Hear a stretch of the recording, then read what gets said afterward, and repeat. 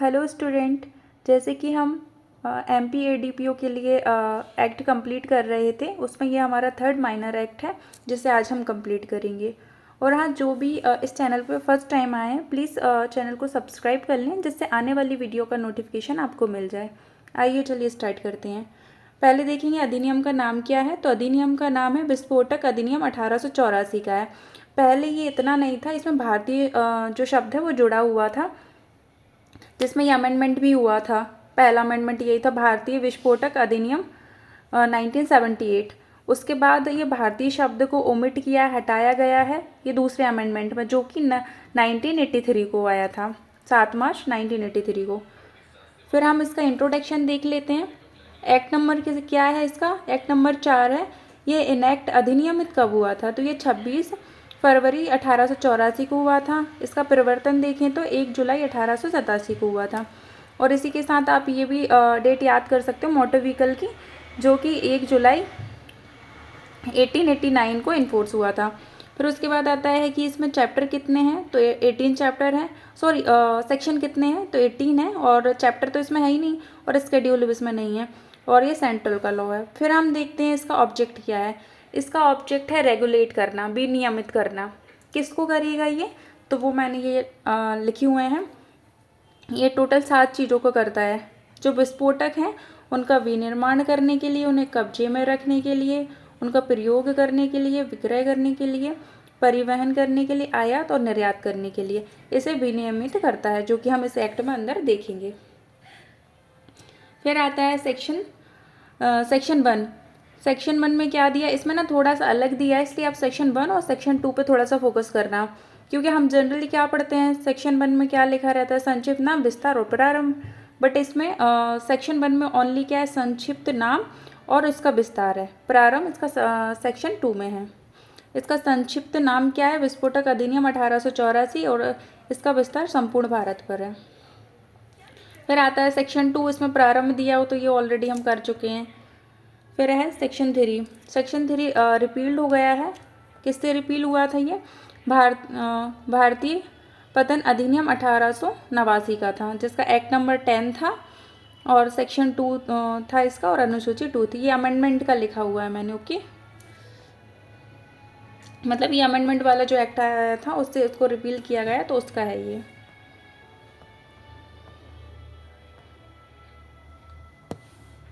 इसी के साथ हम जो सेक्शन इससे रिलेट करते हैं वो हम यहीं पढ़ लेते हैं। जैसे कि सेक्शन 14 दिया हुआ है, इसमें सेविंग्स व्यावृत्तियों की बात की गई है। तो ये अधिनियम किस पे लागू नहीं होता है वो बताया गया है। किसको छोड़कर? तो इसका सेक्शन 8, 9, 9A ये तो लागू होते हैं, ये तो लागू होंगे इन पे, बट बाकी पूरे और जो सेक्शन है वो लागू नहीं होंगे। जैसे कि आर्म्स फोर्सेस हैं यूनियन की, उन पर लागू नहीं होगा। सेंट्रल गवर्नमेंट, स्टेट गवर्नमेंट के जो ऑफिसर्स हैं उन पर लागू नहीं होगा। और सेंट्रल गवर्नमेंट जिन्हें अधिसूचित करे, नोटिफाई करे, उन लोगों पे नहीं होगा। तो बेसिकली आपको ये 3 चीज़ें याद रखनी है, मतलब ये 3 पॉइंट याद रखने हैं आपको, और बाकी साथ में ये भी। फिर आता है सेक्शन 15। सेक्शन 15 में दिया हुआ है कि अगर आर्म्स एक्ट में, आयुध अधिनियम जो है उसमें अगर आपने लाइसेंस लिया है तो फिर इसमें लेने की ज़रूरत नहीं, वही लाइसेंस दोनों एक्ट में बराबर सेम इफेक्ट रखेगा, ठीक है। उसके बाद आता है सेक्शन 16। सेक्शन 16 में बोला है अगर कोई दूसरा लॉ है और उसमें हायर पनिशमेंट दी, इससे अधिक पनिशमेंट दी गई है, तो फिर उसी में पनिश किया जाएगा। मतलब कि ये वाला जो एक्ट है हमारा विस्फोटक अधिनियम, ये उस पर प्रभाव नहीं डालेगा, मतलब वो प्रिवेल कर जाएगा। फिर सेक्शन 17 में दिया हुआ है कि अगर विस्फोटक वाला जो अधिनियम है, और या फिर विस्फोटक में क्या क्या शामिल होगा, जैसे कि इसका 2K-D में दी हुई है विस्फोटक की डेफिनेशन, तो इसको और एक्सटेंड करना है, इसमें कुछ चीज़ें और इंक्लूड करना है, तो कौन करेगा? तो ये अथॉरिटी हमारी सेंट्रल गवर्नमेंट है, सेंट्रल गवर्नमेंट, ओके। तो ये सेक्शन आप है ना सेक्शन 1 के साथ ही पढ़ लेना, 14, 15, 16 और 17। चलिए अब है ना इसके सेक्शन 4 में डेफिनेशन दी हुई है, जो का से लेके जे तक दी हुई है, और ए से लेके जे तक दी गई है, हिंदी में जा तक और इंग्लिश में जे तक दी गई है। उसके बाद पहली डेफिनेशन आती है वायुयान की। तो मैंने ये सारी चीज़ें अलग लिखी हुई हैं, आप इसको अच्छे से ऑब्जर्व करिए, आपको इजी पड़ेगा। इवन बहुत जल्दी या मतलब लर्न करना भी इजी रहेगा, एक बार ट्राई करना। इसमें आता है सबसे पहले मैंने लिखा हुआ है कि अर्थ क्या है, तो वायुयान का अर्थ है कि मशीन। फिर आता है कि ये मशीन क्या करती है, तो जो वातावरण से पृथ्वी की सतह पर वायु की प्रक्रिया से भिन्न है। तो ये क्या है, पृथ्वी की सतह पे नहीं चलती, मतलब कि वायु में चलती है, और उसके बाद वायु की प्रतिक्रिया द्वारा अवलंब लेती है। ये सहारा किसका लेती है, तो ये वायु का सहारा लेके मतलब चलती है। वायुयान है तो जनरली वो हवा से ही चलेगा। उसके बाद फिर आता है कि इसके अंतर्गत क्या क्या शामिल है, तो जो बैलून होते हैं, स्थिर अस्थिर, वायुपोत हैं, पतंग है, ग्लाइडर है, और उड्डयन जो मशीन है वो भी इसमें शामिल है। ठीक है, तो पहले हम जैसे मीनिंग पढ़ेंगे, मीनिंग के बाद आता है कि उसका काम क्या है वो देखा हमने, उसके बाद आता है कि इसमें इंक्लूड क्या क्या है। तो हमने वो सारी चीज़ें अलग अलग कर दी हैं जिससे कि हमें याद रखने में हमसे कुछ छूटे नहीं, कि हमें ये याद रहना चाहिए कि भाई उसमें इंक्लूड का आता है तो उसमें 5 पॉइंट हैं, 5 चीज़ें हैं जो कि उसमें आती हैं ऐसे। फिर आता है कि बी में क्या दिया हुआ है, गाड़ी। तो इसमें है ना, इसका अर्थ नहीं बताया है, सिर्फ ये बताया हुआ है कि इसमें क्या क्या इंक्लूड है, क्या क्या आता है इसके अंतर्गत। तो कोई भी गाड़ी, वैगन, छकड़ा, ट्रक, यान, भूमि पर माल या यात्रियों को ले जाने का जो साधन है वो, और ऐसा साधन किसी भी प्रकार से चलाया जाता हो। ठीक है, फिर आता है, ये इम्पोर्टेंट है, फर्स्ट वाली इम्पोर्टेंट है। और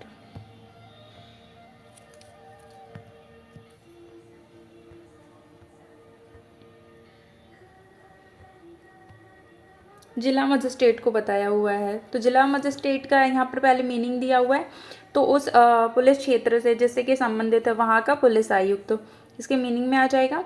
उसके बाद क्या क्या आते हैं इसमें इंक्लूड में हम देख लेंगे। पुलिस आयुक्त आता है, संबंधित क्षेत्र का पुलिस आयुक्त आएगा। स्टेट गवर्नमेंट द्वारा नियुक्त किया गया है, जो स्टेट गवर्नमेंट द्वारा नियुक्त किया गया, और अपर जिला मजिस्ट्रेट भी इसमें आता है। फिर उसके बाद आता है 2D, विस्फोटक। तो इसमें अर्थ दिया हुआ है, ये अर्थ ही है, जो पॉइंट मैंने लिखे हुए हैं ना, तो ये सब उन्होंने अर्थ में ही बताया हुआ है, जैसे कि बारूद, नाइट्रो ग्लिसरीन, नाइट्रो ग्लूकोज, फिर आता है गन कॉटन, फिर डाई नाइट्रो और डाई नाइट्रो टोल्यून, फिर उसके बाद आता है पिक्रिक एसिड, फिर डाई नाइट्रोफिनाल और फिनॉल, फिर आता है ट्राई नाइट्रो नाल, फिर आता है साइक्लो ट्राइमेथिलीन ट्राइना इट्रामान, और फिर आता है पेंटा एरिथ्राटॉल, फिर आता है नाइट्रोग्लिसरीन। बहुत थोड़े से डिफ़िकल्ट वर्ड हैं क्योंकि ये साइंटिफिक नेम है इसलिए। फिर आता है लेड एजाइड, लेड स्टाइट फराइनेट, पारे अन्य धातु हैं। फिर आता है फल्मिनेट, डाइजो, फिर रंगी आतिश, अन्य पदार्थ। एक बार बस आप रीड कर लेना, बाय चांस MCQ में आ जाए तो हम रीड करते इतने में हम समझ जाएंगे कौन कौन सी चीज़ें हैं उसमें। अगर एक 3 यही दे दिया ऑप्शन, एक अगर कोई अदर ऑप्शन भी दे दे तो हम एक बार रीड करने में आइडेंटिफाई कर सकते हैं, याद करने की ज़रूरत नहीं है। फिर आता है कि इसके बारे में दिया हुआ है कि चाहे वह रासायन का सम्मिश्रण हो अन्य पदार्थ में, और यह ठोस या तरल हो, गैसीय हो, और जिसका अगर इसका अन्य पदार्थ है जिसका प्रयोग और प्रभाव क्या होगा, उत्पन्न होगा, मतलब उत्पाद होगा, या आतिशबाजी करना होगा। फिर और भी चीज़ें हैं उसी में, उसी सीरीज़ में जो हम पढ़ रहे थे कि उसके मीनिंग में क्या क्या है, तो वो आप एक बार रीड कर लेना बस। फिर आता है ई में निर्यात दिया हुआ है, तो कैसे निर्यात करना है, भूमि के थ्रू, मतलब कि आप रोड पे चलने वाले जो वाहन हैं, भूमि पे चलने वाले, उनके थ्रू आप ले जा रहे हो, समुद्र के रास्ते ले जा रहे हो, या फिर वायु के रास्ते ले जा रहे हो। कहाँ से कहाँ ले जा रहे हो, तो आप भारत से बाहर ले जा रहे हो कोई भी विस्फोटक पदार्थ। और सेम इसका ही हम आयात में देख लेंगे एफ में कि वही 3 रास्ते हैं और आप क्या कर रहे हो, भारत के बाहर से भारत में ला रहे हो।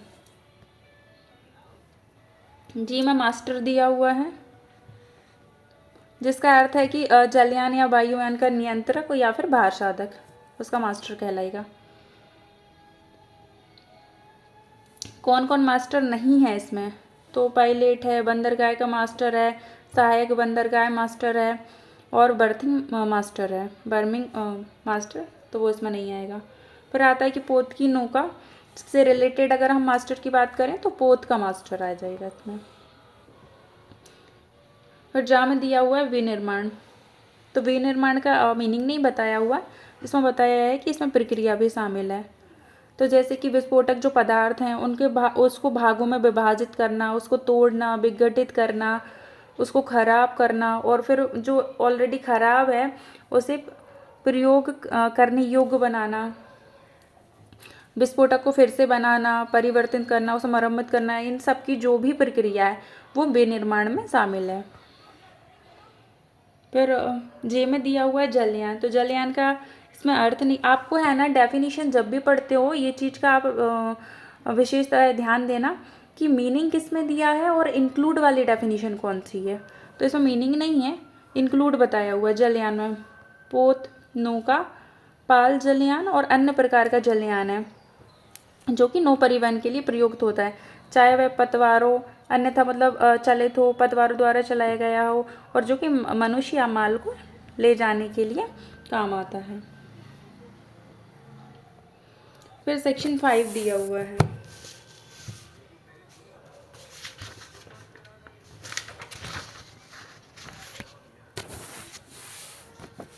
सेक्शन 5 में क्या बोला हुआ है कि जो विस्फोटक हैं उनके विनिर्माण, कब्जा, प्रयोग, विक्रय, परिवहन, आयात के लिए अनुज्ञापन मतलब लाइसेंस करने के लिए नियम बनाने की शक्ति। तो क्या दिया हुआ है, रूल्स बनाने के लिए किससे संबंधित हैं, विस्फोटक जो है उसका विनिर्माण करने, कब्जा रखने, प्रयोग करने, विक्रय करने, परिवहन करने, आयात करने और निर्यात करने के लिए। उसके बाद आता है कि कौन बनाएगा रूल्स, तो स्टेट गवर्नमेंट बनेगी। फिर आता है क्यों बनाएगी, मतलब किस पर्पज़ के लिए, तो उनको विनियमित करने के लिए और उनको प्रतिषिद्ध करने के लिए।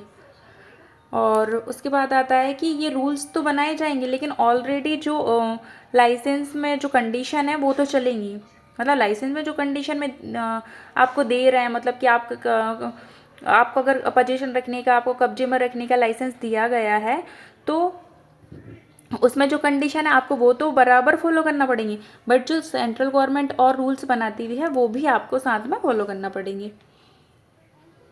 फिर इसका सबसेक्शन 2 है, सबसेक्शन 2 क्या बोल रहा है कि सेंट्रल गवर्नमेंट क्या उपबंध कर सकेगी कि जो अधिकारी है, कौन सा अधिकारी लाइसेंस देगा, ठीक है, उसकी फीसें और राशियाँ क्या होंगी, उसका मैनर, एप्लीकेशन का मैनर क्या होगा, मतलब कि जैसे हमें लाइसेंस चाहिए तो एप्लीकेशन लगाते हैं तो उसका मैनर क्या होगा, और लाइसेंस ग्रांट किया जा रहा है तो उसका मैनर क्या होगा, उसकी रीति क्या होगी, काल अवधि ये कब तक परिवर्तन में रहेगा लाइसेंस जो दिया गया है, फिर कब रिन्यू कराना है, ये सारी चीज़ें।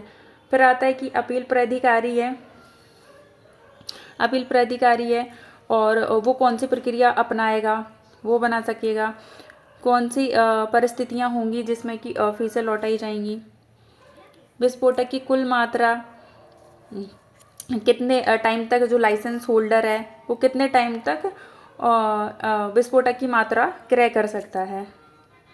फिर आता है कि विस्फोटक का है ना मैन्युफैक्चर करना, ट्रांसफ़र करना, इंपोर्ट एक्सपोर्ट करना, इससे संबंधित जो सेवाएं हैं उनके लिए फ़ी चार्ज होगी, तो वो किसके द्वारा कौन करेगा, वो फीस कौन चार्ज करेगा, तो विस्फोटक मुख्य नियंत्रक या उसके द्वारा नियमित किया गया कोई भी अधिकारी। और किसके संबंध में रूल्स बनाएगी, छूट, मतलब कि जो कौन कौन से विस्फोटक पदार्थ हैं उनको छूट और कौन कौन से व्यक्ति हैं उनको इन रूल्स के प्रवर्तन से छूट दी जाएगी, जो कि ऊपर से इन सब्जेक्ट के संबंध में रूल्स बना रही है सेंट्रल गवर्नमेंट। ओके, फिर आता है सेक्शन 5A, भारतीय विस्फोटक संशोधन अधिनियम 1978, जब प्रारंभ नहीं हुआ था। और बट ये एक्ट तो आ गया था, लेकिन इसमें है ना ये संशोधन नहीं हुआ था।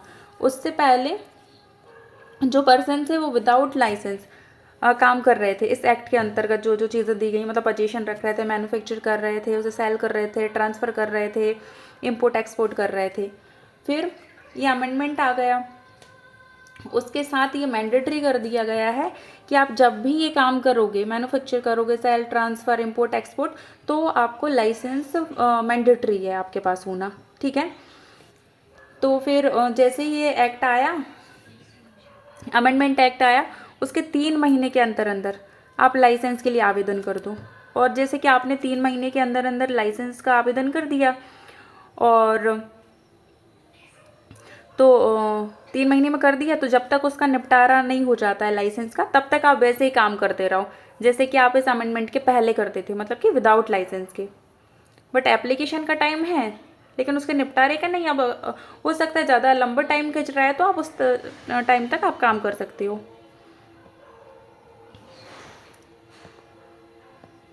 फिर उसके बाद आता है कि अगर आपने इसका उल्लंघन किया, मतलब आपने जो टाइम दिया है उसमें लाइसेंस के लिए आपने एप्लीकेशन नहीं दी, या फिर आप जैसे काम करते आ रहे हो तो आप कंटिन्यूअसली वैसे ही काम कर रहे हो, इसमें जो भी हमने अभी तक पढ़ा उसका ब्रीच करते हो, उल्लंघन करते हो, तो 9B में इसकी पनिशमेंट दी हुई है, जो मैक्सिमम कितनी होगी, 3 years और फाइन 5,000 या बोथ, और दिया हुआ है इनके बीच में। ओके, 3 साल तक का कारावास हो सकता है, या फिर 5,000 रुपये की जुर्माना हो सकता है, या दोनों। फिर आता है कि पजेशन, प्रयोग और विक्रय, परिवहन, अगर आप ये करते हो तो 2 साल तक की सज़ा है, और 3,000 रुपये, 2 साल तक का कारावास है, 3,000 रुपये का जुर्माना, और दोनों।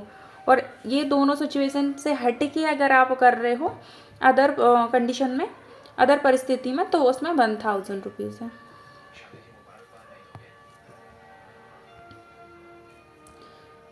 फिर आता है सेक्शन 6 दिया हुआ है, इसमें दिया हुआ है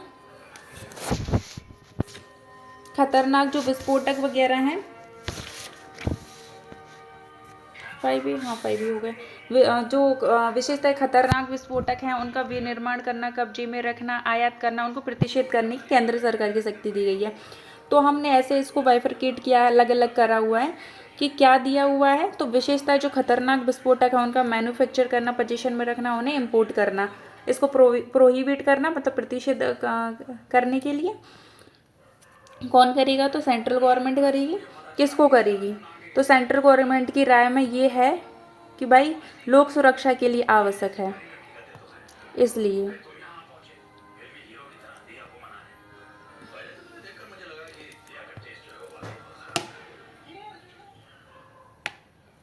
यहाँ ना किसको नहीं, हम इसको यहाँ पर ना क्यों लिख लेते हैं, जब ज़्यादा सही सेंस रहेगा।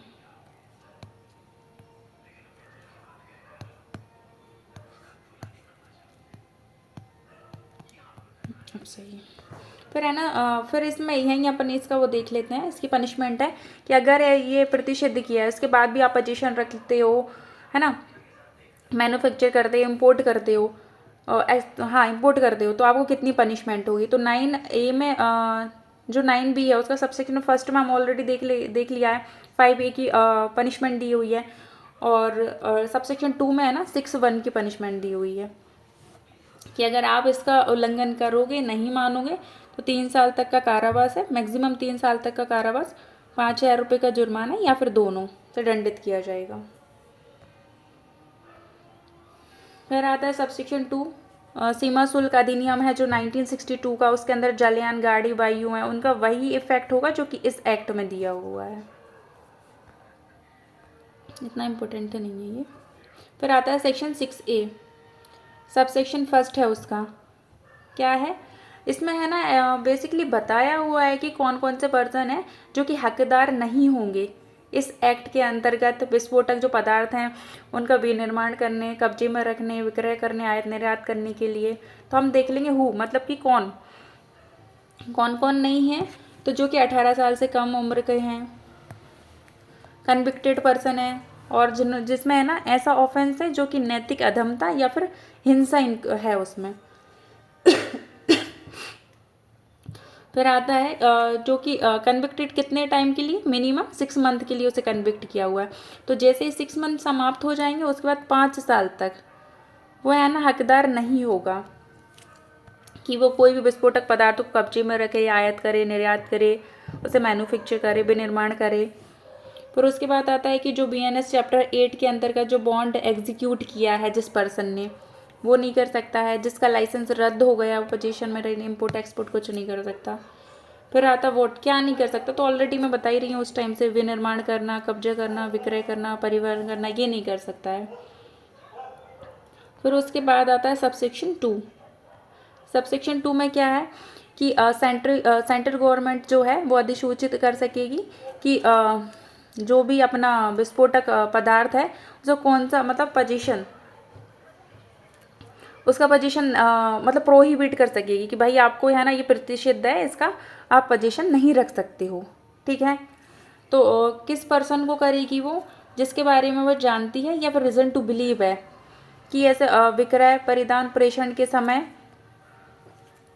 वो प्रतिषिद्ध जो अपना विस्फोटक है उसका मैन्युफैक्चर करता है, जो यहाँ पर बता रहा है, मैन्युफैक्चर करता है, सेल करता है, एक्सपोर्ट करता है, इंपोर्ट करता है और पोजीशन में रखता है। ठीक है, और फिर आता है कि जो विकृत व्यक्ति है वो भी नहीं कर सकता है ये सारी चीज़ें।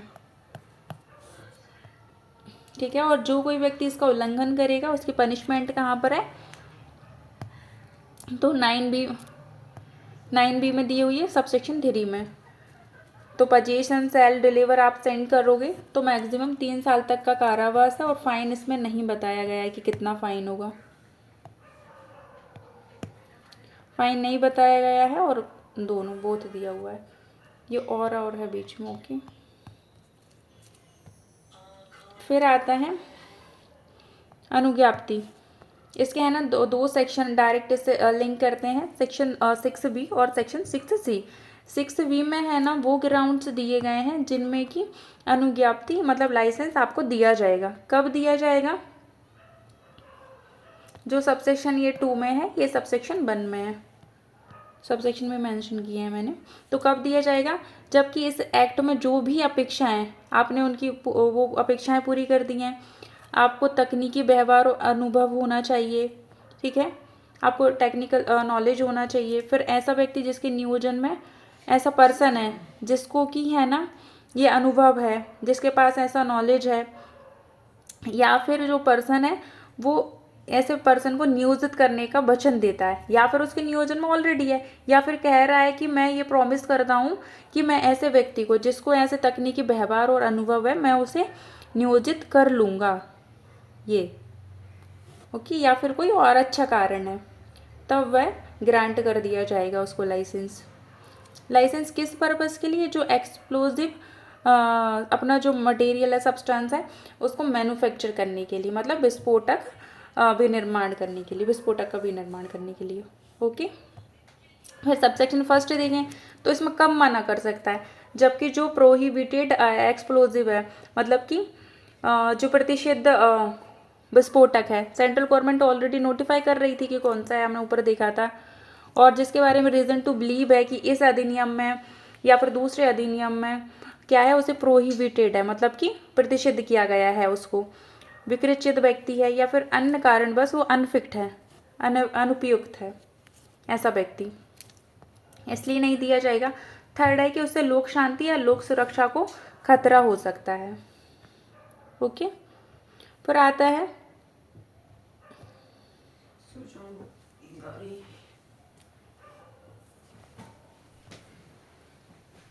ये सबसेक्शन 1 है। अच्छा, ये इसका सबसेक्शन है B वाले का, हाँ ठीक है। ये 6C का सबसेक्शन 1 था और 6C का अब ये सबसेक्शन 2 है कि जब भी वो इनकार करेगा तो उसका कारण लिखेगा, और जो व्यक्ति उस एप्लीकेशन दिया था मतलब कि लाइसेंस के लिए, उस पर्सन की मांग किए जाने पर वो एक संक्षिप्त कथन का भी उसको रिटर्न में देगा, और अगर ऐसा देना लोकहित के अगेंस्ट है तो फिर नहीं देगा, कि ऐसा देना लोकहित में नहीं है तो फिर वो नहीं देगा।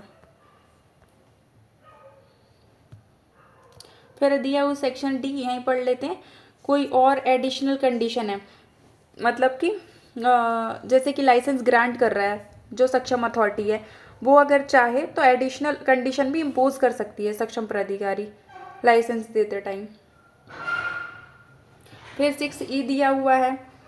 6E में क्या दिया हुआ है कि जो लाइसेंस है उसका निलंबन, परिवर्तन और प्रतिसहरण किसके द्वारा किया जाएगा, तो कोर्ट कर सकता है, और इसमें तो सो मोटो भी कर सकता है, ऑन एप्लीकेशन भी और सो मोटो भी कर सकता है। ठीक है, कैसे ही करेगा, पहले तो रिटर्न नोटिस देगा किसको, लाइसेंस होल्डर को, कि भाई जो टाइम विहित किया जाए उस टाइम में आप सरेंडर कर दो लाइसेंस को, मतलब समर्पित कर दो। ठीक है, और किन कंडीशन, मतलब क्यों करेगा, कि उसने और कंडीशन का जैसे ब्रीच किया हुआ है, उसने वो जो उसमें थी उसको फुलफिल नहीं किया हुआ है, और कोई रीज़न भी है जो कि लाइसेंस में लिखा हुआ है कि भाई आप ऐसा नहीं करोगे तो आपका जो लाइसेंस है वो निलंबन, परिवर्तन और प्रतिसहरण हो जाएगा। ठीक है, तो उससे हट के भी अगर आप ब्रीच करते तो भी हो जाएगा। फिर सबसेक्शन 2 में दिया हुआ है, अब यहाँ पर ना वहाँ पर कौन कर रहा था, सबसेक्शन फर्स्ट में कोर्ट कर रहा था, सबसेक्शन सेकंड में कौन कर रहा है, तो इसमें ना अनुज्ञापन प्राधिकारी कर रहा है। ये कैसे करेगा, तो जैसे हाउ, तो धारक आवेदन करेगा, मतलब सो मोटो नहीं कर सकता, और किसके लिए आवेदन करेगा, लाइसेंस कंडीशन जो कि प्रेस्क्राइब नहीं है।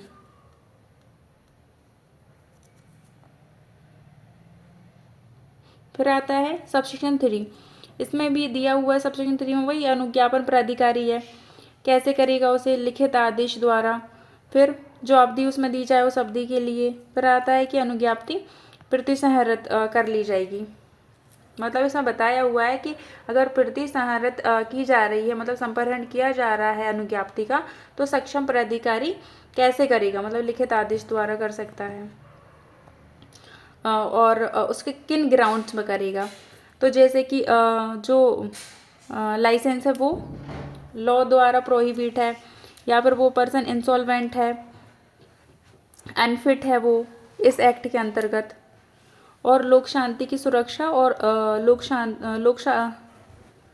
ये शांति है, शास्ति नहीं है,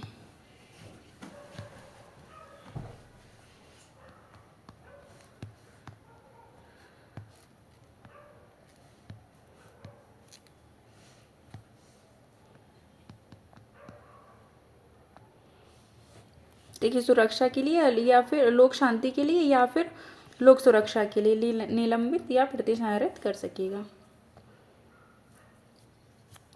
और फिर किस ग्राउंड पे कर सकता है कि भाई जो लाइसेंस के लिए आपने एप्लीकेशन दी है, गलत सूचना दी है, या फिर कोई तात्विक बात आपने छिपा ली है, लाइसेंस की शर्तों का आपने उल्लंघन किया है, लाइसेंस जो टाइम बोला था आपसे कि भाई समर्पित कर दो उसको, आपने उस टाइम में नहीं किया है, तो फिर ये जो अपना सक्षम प्राधिकारी है वो लाइसेंस को संप्रहित कर लेगा।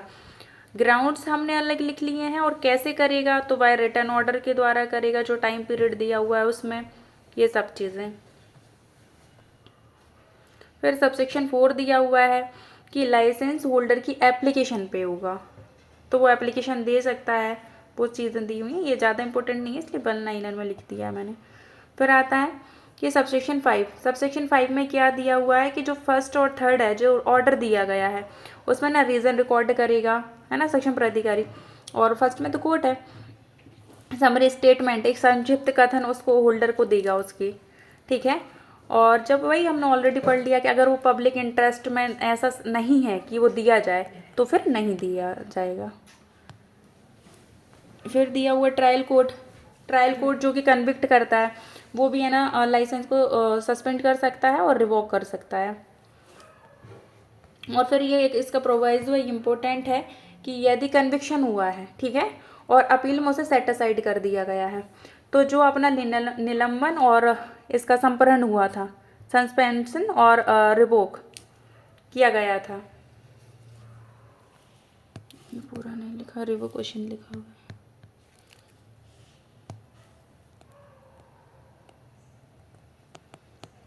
वो वॉइड हो जाएगा।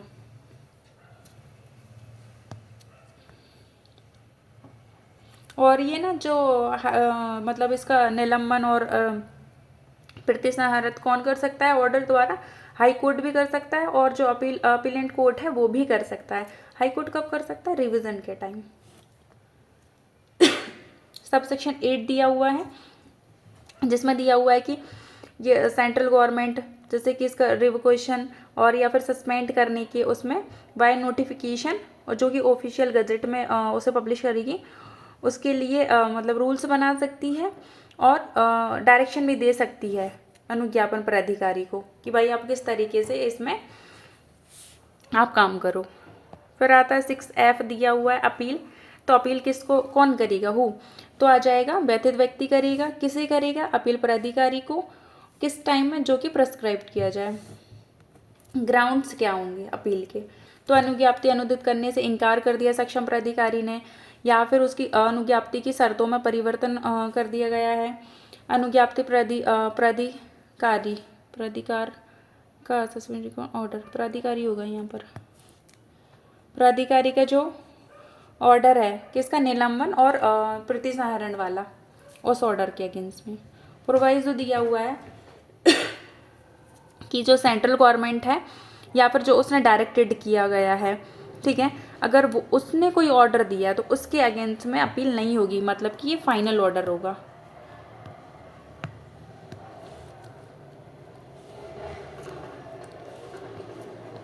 ये फाइनल ऑर्डर होगा, इसके फर्दर अपील नहीं होगी क्योंकि ऑलरेडी सेंट्रल गवर्नमेंट दे रही है, फिर क्या अपील। फिर इसका सबसेक्शन 2 दिया हुआ है कि भाई अगर अपील ग्रहण नहीं की गई है, जो टाइम दिया गया उसमें अपील ग्रहण कब नहीं की जाएगी? आपको जो टाइम दिया उस टाइम में आप नहीं कर रहे हो प्रेस्क्राइब टाइम में तो नहीं की जाएगी। बट उसके बाद भी जो आवेदक है वो है ना पर्याप्त कारण बता दिया जाता है तो आपकी अपील एक्सेप्ट कर ली जाएगी। फिर आता है लिमिटेशन एक्ट अप्लाई हो जाएगा सबसेक्शन 3। अपील कैसे होगी? तो भाई लिखित अर्जी में होगी, कारण संक्षिप्त में बताना पड़ेगा, फीस देना पड़ेगी जो कि विहित की जाए, प्रक्रिया जो विहित की जाएगी। तो भाई हम तो ये ऑलरेडी पढ़ते ही हैं कि अपीलार्थी को पहले सुनवाई का अवसर दिया जाएगा, इसके बाद अपील का निपटारा होगा। फिर ऑर्डर तब तक प्रवर्तित रहेगा जब तक कि जो ऑर्डर है अपना, जैसे सक्षम प्राधिकारी ने कोई ऑर्डर दिया हुआ है जिसके अगेंस्ट अपील की गई है तो वो कब तक परिवर्तन में रहेगा, मतलब कब तक लागू रहेगा? जब तक कि अपील का निपटारा नहीं हो जाता है। फिर आता है सबसेक्शन 7 दिया हुआ है अपील प्राधिकारी का आदेश फाइनल होगा। कौन सा वाला? जो ऑर्डर था ना सक्षम प्राधिकारी का, उसे जैसे पुष्ट कर देती है, वो पांतरित कर दे, कुछ परिवर्तन कर देती है, उलट देती है, तो ये फाइनल होगा।